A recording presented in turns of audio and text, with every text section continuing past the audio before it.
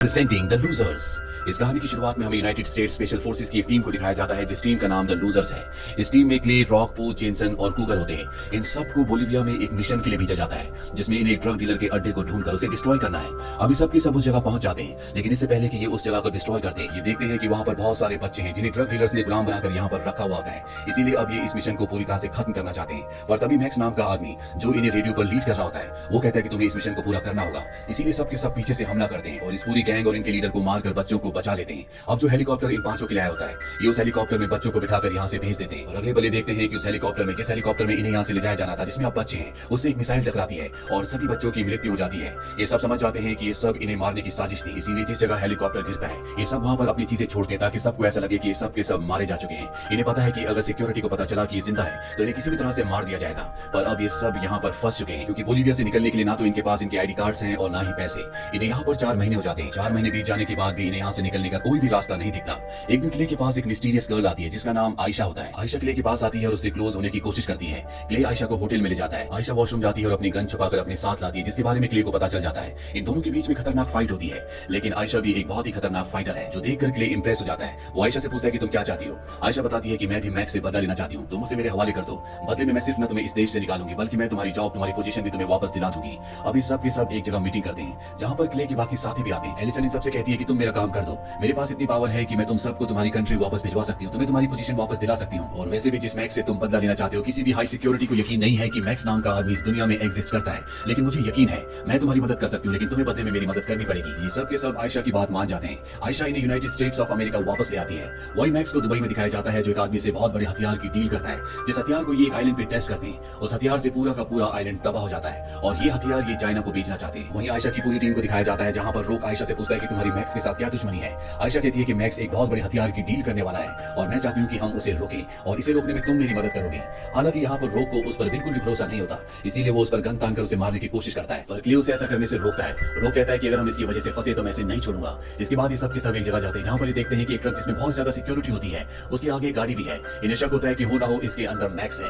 ये उस गाड़ी में एक ट्रैकर लगा देते हैं और सब के सब उसका पीछा करना शुरू कर देते हैं। तभी इनमें से एक शार्प शूटर ऊपर से गाड़ी पर निशाना लगाता है जिससे मैक्स का आदमी बाहर निकलता है। उन्हें पता चल जाता है कि दुश्मन उनके आसपास है जो उन पर हमला करने वाले हैं और तभी ये उनके ऊपर धुएं वाला बॉम्ब फेंकते हैं। ऊपर से आयशा अपने साथी के साथ हेलीकॉप्टर लेकर आती है और उस गाड़ी को जिसके अंदर हथियार है उसे उड़ाकर अपने साथ ले जाती है। साथ ही जिस गाड़ी में इन्होंने ट्रैकर लगाया होता है उस गाड़ी को एक ब्लास्ट कर देते हैं। अभी सब के सब एक जगह मिलते हैं जहां पर ये उस गाड़ी को ले आते हैं जिसके अंदर हथियार है। क्ले जैसे उसका दरवाजा खोलता है अंदर से सोल्जर्स निकलते हैं और इससे पहले कि वो क्ले को मारते हैं क्ले के सभी साथी उन्हें बेहोश कर देते हैं। अंदर इन्हें बॉक्स मिलता है जिसे खोलने के बाद इन्हें एक हार्ड ड्राइव मिलती है, लेकिन ये हार्ड ड्राइव पूरी तरह से लॉक्ड होती है और बिना हैक किए इसे नहीं खोला जा सकता। इसे खोलने के लिए इसकी कोड्स की जरूरत होगी। यहाँ पर सबको समझ आ जाता है कि आयशा ने इन सबको धोखा दिया। वहां पर मैक्स था ही नहीं, दरअसल वो इसी हार्ड ड्राइव को हासिल करना चाहती थी। आयशा के झूठ से सबको गुस्सा आ जाता है। वो आयशा को बांध देते हैं। आयशा इन्हें कहती है कि तुम देखना नहीं चाहोगे कि उस हार्ड ड्राइव के अंदर क्या है। ये सच है कि मुझे पता था कि मैक्स वहां पर नहीं होगा, लेकिन मुझे पता था कि मैक्स अपनी कोई बहुत इंपॉर्टेंट चीज उस ट्रक के अंदर ले जा रहा है। हमें इस हार्ड ड्राइव को डिकोड करके देखना चाहिए। जेनसन कहता है कि इसे डिकोड करना इतना आसान नहीं है, इसके लिए हमें इसके एल्गोरिथम की जरूरत है जो उसी कंपनी से मिल सकती है जिस कंपनी ने इस हार्ड ड्राइव को बनाया है। ले एक बार फिर से आयशा के ऊपर भरोसा करना चाहता है और रोक उसे मारने की कोशिश करता है। क्ले कहता है कि तुम्हें भूलना नहीं चाहिए कि जिस आदमी ने 25 बच्चों को मारा था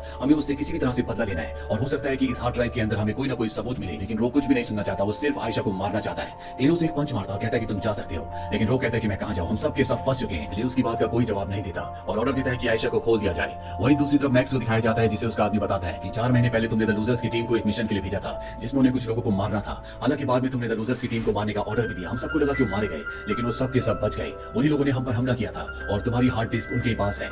मैक्स उस हार्ड डिस्क को किसी भी तरह से हासिल करना चाहता है। वहीं रोक, क्ले और उनके साथियों को दिखाया जाता है जो गाड़ी में बैठकर उस कंपनी की तरफ जा रहे हैं जिस कंपनी ने उस हार्ड ड्राइव को बनाया है। यहाँ पर रोक और क्ले आपस में एक बार फिर से समझौता कर लेते हैं और अब जेनसन उस कंपनी के अंदर जाता है। दरअसल यहाँ पर उस सिस्टम रिपेयर करने वाला बनकर गया होता है जो रिसेप्शनिस्ट को अपनी बातों में लगाकर उसके केबिन के अंदर चला जाता है और मौका देखकर सारे डेटा को पेन ड्राइव में ट्रांसफर कर लेता है। लेकिन इससे पहले कि वो यहाँ से निकलता सिक्योरिटी उसे घेर लेती है, लेकिन दूर से इनका शार्प शूटर उन सिक्योरिटी वालों पर निशाना लगाता है और जेनसन सारा डेटा लेकर यहाँ से निकल जाता है। अब ये उस डेटा की मदद से हार्ड ड्राइव को खोलते हैं जिससे इन्हें पता चलता है कि हाल ही में मैक्स के अकाउंट में $400 मिलियन ट्रांसफर किए गए हैं और ये ट्रांसफर किए गए हैं sonic nukes eco friendly sonic bomb के बदले, यानी कि वो इस तरह के किसी बॉम्ब का सौदा कर चुका है। साथ ही ये भी पता चलता है कि कहानी की शुरुआत में बोलीविया में जिस ड्रग डीलर को मारने के लिए गए थे, उस ड्रग डीलर को मैक्स के पूरे प्लान के बारे में पता था, इसीलिए उसने उसे मरवाया। और इनके साथ जो आयशा है, ये उसी ड्रग डीलर की बेटी है जो अपने पिता की मौत का बदला लेना चाहती है। और जब इन्हें बात पता चल जाती है तो ये आयशा पे फायरिंग करते हैं, लेकिन आयशा यहाँ पर किसी तरह से जेनसन को जख्मी करके भाग जाती है। इन्हें डेटा से मैक्स के अड्डे के बारे में पता चल जाता है जो Los Angeles international port of entry है, और ये फैसला करते हैं कि जल्द से जल्द ये उस जगह पर अटैक करेंगे और मैक्स को मार देंगे। सबके सब वहां पर पहुंच जाते हैं और सब अपनी अपनी पोजीशन ले लेते हैं, लेकिन तभी जेनसन को कुछ सोल्जर्स आकर घेर लेते हैं।